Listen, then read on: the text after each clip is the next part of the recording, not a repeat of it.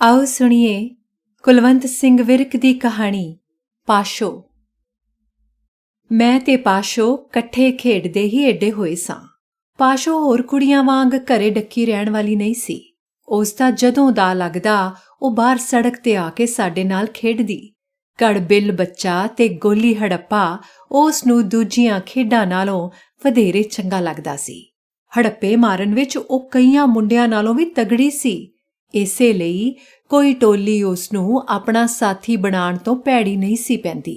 ਕੜਬਿੱਲ ਬੱਚੇ ਦੀ ਮਾਂ ਜਿੱਥੇ ਦੂਸਰੇ ਖਿਡਾਰੀਆਂ ਦੇ ਮੂੰਹ ਤੋਂ ਬੁੱਝ ਲੈਂਦੀ ਸੀ ਕਿ ਕੌਣ ਇਸ ਦੇ ਬੱਚਿਆਂ ਤੇ ਹਮਲਾ ਕਰਨ ਵਾਲਾ ਹੈ, ਉੱਥੇ ਪਾਸ਼ੋ ਦੇ ਮੂੰਹ ਤੋਂ ਕੱਖ ਪਤਾ ਨਹੀਂ ਸੀ ਲੱਗ ਸਕਦਾ। ਖਿੱਦੋ ਖੁੰਡੀ ਉਹ ਖੇਡਣਾ ਨਹੀਂ ਸੀ ਚਾਹੁੰਦੀ। ਇਹ ਖੇਡਦਿਆਂ ਉਸ ਦੀ ਚੁੰਨੀ ਸਿਰ ਤੋਂ ਲੱਥ ਜਾਂਦੀ ਸੀ ਤੇ ਉਹ ਆਪਣੇ ਆਪ ਨੂੰ ਕੋਝੀ ਲੱਗਦੀ ਸੀ। ਕਾਵਾਂ ਖੋਤੀ ਅਸੀਂ ਉਸ ਨੂੰ ਨਹੀਂ ਖਿਡਾਉਂਦੇ ਸਾਂ। ਜਦੋਂ ਉਸ ਦੀ ਖੋਤੀ ਬਣਨ ਦੀ ਵਾਰੀ ਆਉਂਦੀ ਤਾਂ ਕੁੜੀ ਹੋਣ ਕਰਕੇ ਅਸੀਂ ਉਸ ਨੂੰ ਬਹੁਤਾ ਛੇੜ ਨਹੀਂ ਸਕਦੇ ਸਾਂ। ਕਿਰਮਣ ਕਿਰਮੀ ਕੌਣ ਕਿਰਿਆ ਮੱਠੀ ਜਿਹੀ ਅਤੇ ਅਯਾਣਿਆਂ ਦੀ ਖੇਡ ਹੋਣ ਕਰਕੇ ਅਸਾਂ ਕਈਆਂ ਵਰਿਆਂ ਦੀ ਛੱਡ ਦਿੱਤੀ ਹੋਈ ਸੀ। ਪਰ ਜਦੋਂ ਖੇਡਦੇ ਹੁੰਦੇ ਸਾਂ ਪਾਸ਼ੋ ਇਸ ਨੂੰ ਵੀ ਬੜੇ ਚਾਅ ਨਾਲ ਖੇਡਦੀ ਸੀ। ਕੌਡੀਆਂ ਤੇ ਬਸ ਉਸ ਦੀਆਂ ਉਂਗਲੀਆਂ ਤੇ ਚੜੀਆਂ ਹੋਈਆਂ ਸਨ। ਬਾਹਮਣ ਬੱਚੇ ਤੇ ਚੀਚ ਵਹੁਟੀਆਂ ਫੜਦੀ ਉਹ ਸਭ ਤੋਂ ਵਧੇਰੇ ਖੁਸ਼ ਰਹਿੰਦੀ। ਘੰਟਿਆਂ ਬੱਧੀ ਫੁੱਲਾਂ ਵਾਲੇ ਸ਼ਟਾਲਿਆਂ ਤੇ ਲੂਸਣ ਵਿੱਚ ਚੁੰਗਾ ਮਾਰਨ ਪਿੱਛੋਂ ਜਦੋਂ ਅਸੀਂ ਇੱਕ ਦੂਜੇ ਨੂੰ ਆਪਣੇ ਫੜੇ ਹੋਏ ਬਾਹਮਣ ਬੱਚੇ ਵਿਖਾਉਂਦੇ ਤਾਂ ਉਸ ਦੀ ਚੁੰਨੀ ਦੀ ਝੋਲੀ ਵਿੱਚ ਸਭ ਤੋਂ ਵੱਡਾ ਢੇਰ ਹੁੰਦਾ। ਮੇਰੇ ਤੇ ਪਾਸ਼ੋ ਦਾ ਘਰ ਪਿੰਡ ਦੀ ਇੱਕੋ ਪੱਤੀ ਵਿੱਚ ਹੋਣ ਕਰਕੇ ਉਸ ਦਾ ਮੇਰੇ ਨਾਲ ਦੂਸਰੇ ਮੁੰਡਿਆਂ ਨਾਲੋਂ ਕੁਝ ਵਧੇਰੇ ਗੂੜ ਸੀ। ਉਹ ਰੋਜ਼ ਕਈ ਵਾਰੀ ਘਰਾਂ ਵਿੱਚ ਲੋੜੀਂਦੀਆਂ ਚੀਜ਼ਾਂ ਮੰਗਣ ਜਾਂ ਵਾਪਸ ਕਰਨ ਜਾਂ ਕੇਵਲ ਦਿਲ ਪਰਚਾਵੇ ਲਈ ਸਾਡੇ ਘਰ ਆਉਂਦੀ ਤੇ ਕਿੰਨਾ ਚਿਰ ਬੈਠੀ ਜਾਂ ਫਿਰਦੀ ਰਹਿੰਦੀ। ਕਈ ਵਾਰ ਉਹ ਮੈਨੂੰ ਬੈਠਾ ਵੇਖ ਕੇ ਮੇਰੇ ਨਾਲ ਢੋ ਲਾ ਕੇ ਬਹਿ ਜਾਂਦੀ ਤੇ ਹੌਲੀ-ਹੌਲੀ ਸਾਰਾ ਪਿੰਡਾ ਮੇਰੇ ਤੇ ਸੁੱਟ ਦਿੰਦੀ। ਭਈ ਪਾਸ਼ੋ ਆਪਣੇ ਭਾਰ ਵਿਆਹ ਕਰ, ਉੱਤੇ ਕੀ ਡਿੱਗੀ ਰਹਿਨੀ ਏ? ਮੈਂ ਬੋਲ ਉੱਠਦਾ। ਕਈ ਵਾਰ ਉਹ ਆਪਣੀ ਭਾਬੀ ਦਾ ਪਲੇਠੀ ਦਾ ਮੁੰਡਾ ਸਾਡੇ ਘਰ ਚੁੱਕ ਲਿਆਉਂਦੀ ਤੇ ਵੇਖ ਮੇਰਾ ਵੀਰ ਆਖਦੀ ਉਹ ਮੁੰਡੇ ਨੂੰ ਆਪਣੀਆਂ ਬਾਹਾਂ ਵਿੱਚੋਂ ਮੇਰੀ ਝੋਲੀ ਵਿੱਚ ਸਰਕਾ ਦਿੰਦੀ ਤੇ ਨਾਲ ਹੀ ਉੜ ਕੇ ਮੇਰੇ ਮੱਥੇ ਨਾਲ ਮੱਥਾ ਲਾਈ ਜਾਂਦੀ ਜਾਂ ਮੇਰੀਆਂ ਬਾਹਾਂ ਨਾਲ ਬਾਹਾਂ ਘਸਰ ਜਾਂਦੀ। ਮੈਂ ਇਹ ਮੁੰਡਾ ਕਦੇ ਨਹੀਂ ਚੁੱਕਣਾ ਚਾਹੁੰਦਾ ਸਾਂ।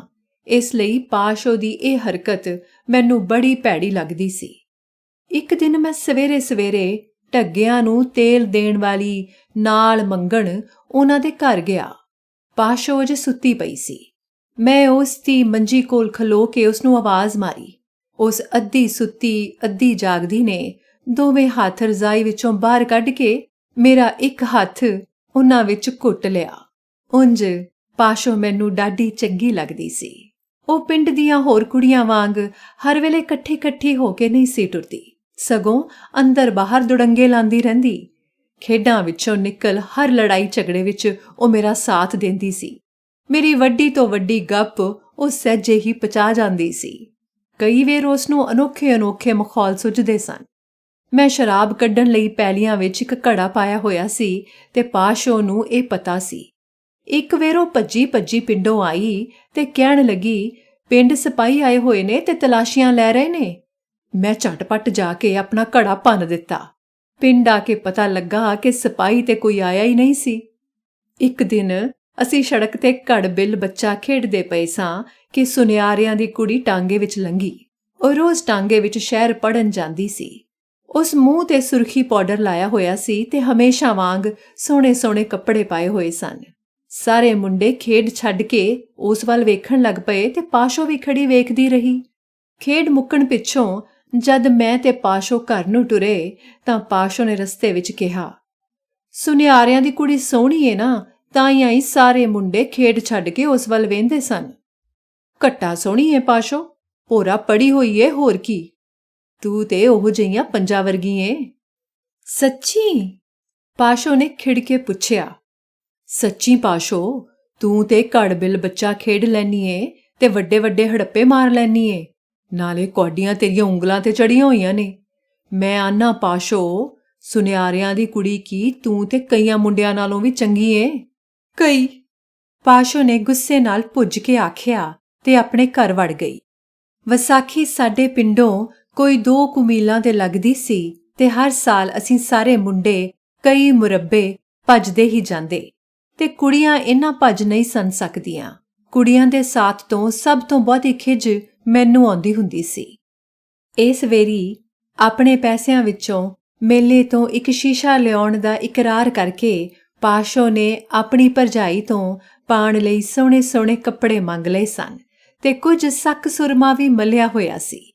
ਗੁਰਦੁਆਰੇ ਭਾਈ ਨੂੰ ਵਿਸਾਖੀ ਦੀ ਰੋਟੀ ਦੇ ਕੇ ਆਉਂਦੀ ਉਹ ਮੈਨੂੰ ਮਿਲੀ। ਕੱਪੜਿਆਂ ਨੇ ਉਸ ਤੇ ਕੁਝ ਹੋਰ ਦਾ ਹੋਰ ਹੀ ਰੰਗ ਚਾੜਿਆ ਹੋਇਆ ਸੀ। ਅੱਜ ਉਹ ਕੁਝ ਓਪਰੀ ਭਾ ਮਾਰਦੀ ਸੀ। ਪਹਿਲੀ ਪਾਸ਼ੋ ਤੇ ਕਿਧਰੇ ਦਿਸਦੀ ਹੀ ਨਹੀਂ ਸੀ। ਸੱਜੀ ਧੱਜੀ ਉਹ ਸੁਨਿਆਰਿਆਂ ਦੀ ਕੁੜੀ ਦੀ ਤਰ੍ਹਾਂ ਲੱਗਦੀ ਸੀ। ਵਿਸਾਖੀ ਨਹੀਂ ਹੋ ਜਾਣਾ ਪਾਸ਼ੋ? ਮੈਨੂੰ ਉਸ ਨੂੰ ਕੁਆਉਂਦਿਆਂ ਕੁਝ ਸੰਗ ਜਿਹੀ ਆਈ। ਮੇਰੀ ਮਾਂ ਆਂਦੀ ਸੀ ਤੂੰ ਮੁੰਡਿਆਂ ਨਾਲ ਨਾ ਜਾਈ, ਕੁੜੀਆਂ ਨਾਲ ਜਾਈ। ਮਾਂ ਦੀ ਇਸ ਰੋਕ ਨੇ ਮੇਰੀ ਪਾਸ਼ੋ ਨੂੰ ਵਿਸਾਖੀ ਲਿਜਾਣ ਦੀ ਖਾਹਸ਼ ਨੂੰ ਵਧੇਰੇ ਤੇਜ਼ ਕਰ ਦਿੱਤਾ। ਮਾਂ ਨੇ ਕਿਹੜਾ ਉੱਥੇ ਵੇਖਣ ਆਉਣਾ ਏ ਪਾਸ਼ੋ? ਮੈਂ ਤਰਲਾ ਕੀਤਾ। ਚੰਗਾ ਵੱਡੇ ਛੱਪੜ ਕੋਲ ਖਲੋ, ਮੈਂ ਲੱਗੀ ਆਉਣੀ ਆਂ। ਇਹ ਮੁੰਡਾ ਕਿੱਥੋਂ ਏ? ਪਾਸ਼ੋ ਨੇ ਮੇਲੇ ਵਿੱਚ ਫਿਰਦੇ ਇੱਕ ਸੋਹਣੇ ਜਿਹੇ ਮੁੰਡੇ ਵੱਲ ਅੱਖ ਨਾਲ ਇਸ਼ਾਰਾ ਕਰਕੇ ਪੁੱਛਿਆ। ਕੁਰਲਕਿਆਂ ਦੇ ਲੰਬਰ ਦਾ ਮੁੰਡਾ ਏ, ਕੋਈ 2 ਜਮਾਤਾਂ ਪੜ੍ਹਿਆ ਹੋਇਆ ਜਾਪਦਾ ਏ, ਬੜਾ ਫੋਸੜ ਏ। ਇੱਕ ਦਿਨ ਲਮਟਿਆਂ ਦੀ ਛੰਭ ਵਿੱਚ ਇਹਦੀਆਂ ਵੀ ਮੱਝੀ ਬੈਠੀਆਂ ਹੋਈਆਂ ਸਨ ਤੇ ਮੈਂ ਵੀ ਚਾਰਦਾ ਆਪਣੀਆਂ ਮੱਝੀ ਉੱਥੇ ਹੀ ਲੈ ਆਇਆ। ਮੇਰੀਆਂ ਮੱਝੀ ਛੰਭ ਵਿੱਚ ਵੜੀਆਂ ਤਾਂ ਇਹਦਾ ਸੰਡਾ ਮੇਰੀਆਂ ਮੱਝੀ ਵਿੱਚ ਰਲ ਗਿਆ। ਹੋਰ ਤੇ ਇਹਦਾ ਸਾਰਾ ਮਾਲ ਛੰਭ ਵਿੱਚੋਂ ਨਿਕਲ ਆਇਆ, ਪਰ ਸੰਡਾ ਇਹਦਾ ਮੇਰੀਆਂ ਮੱਝੀ ਨਾਲ ਵਿੱਚੇ ਹੀ ਬੈਠਾ ਰਿਹਾ। ਆਂਦਾ ਵਿੱਚ ਵੜ ਕੇ ਕੱਢ ਲੈਨੇ ਆ। ਲੁਕਦੀ ਲਾ ਕੇ ਵਿੱਚ ਵੜ ਗਿਆ। ਅੱਧ ਕੁ ਵਿੱਚ ਗਿਆ ਤੇ ਲੱਗਾ ਗੋਤੇ ਖਾਣ। ਕਦੀ ਉਤਾਂ ਸਿਰੀ ਕੱਢੇ ਤੇ ਫਿਰ ਪਾਣੀ ਵਿੱਚੇ ਹੀ ਦਬ ਲਏ ਸੂ। ਮੈਂ ਆਖਿਆ ਪਈ ਮੋਇਆ। ਸਣ ਕੱਪੜਿਆਂ ਵਿੱਚ ਛਾਲ ਮਾਰੀ ਮੈਂ ਤੇ ਇਹਨੂੰ ਗਿੱਚਿਓਂ ਫੜ ਕੇ ਬਾਹਰ ਕੱਢ ਲਿਆਂਦਾ। ਗੱਲ ਸੁਣ ਕੇ ਪਾਸ਼ੋ ਖੀ ਕਰਕੇ ਹੱਸੀ। ਸਾਡੇ ਪਿੰਡ ਦੇ ਨੇੜੇ ਦਾ ਇੱਕ ਨਾਈ ਮੁੰਡਾ ਮੇਲੇ ਵਿੱਚ ਆਇਆ ਲੋਕਾਂ ਨੂੰ ਸ਼ੀਸ਼ਾ ਵਿਖਾ ਕੇ ਲਾਗ ਉਗਰਾਉਂਦਾ ਫਿਰਦਾ ਸੀ। ਅੱਗੇ ਕਈ ਮੇਲਿਆਂ ਤੇ ਉਸ ਮੈਨੂੰ ਵੀ ਸ਼ੀਸ਼ਾ ਵਿਖਾਇਆ ਸੀ, ਪਰ ਮੈਂ ਉਸ ਨੂੰ ਧੌਣੋਂ ਫੜ ਕੇ ਲਾਂਬੇ ਕਰ ਦਿੰਦਾ ਹੁੰਦਾ ਸਾਂ।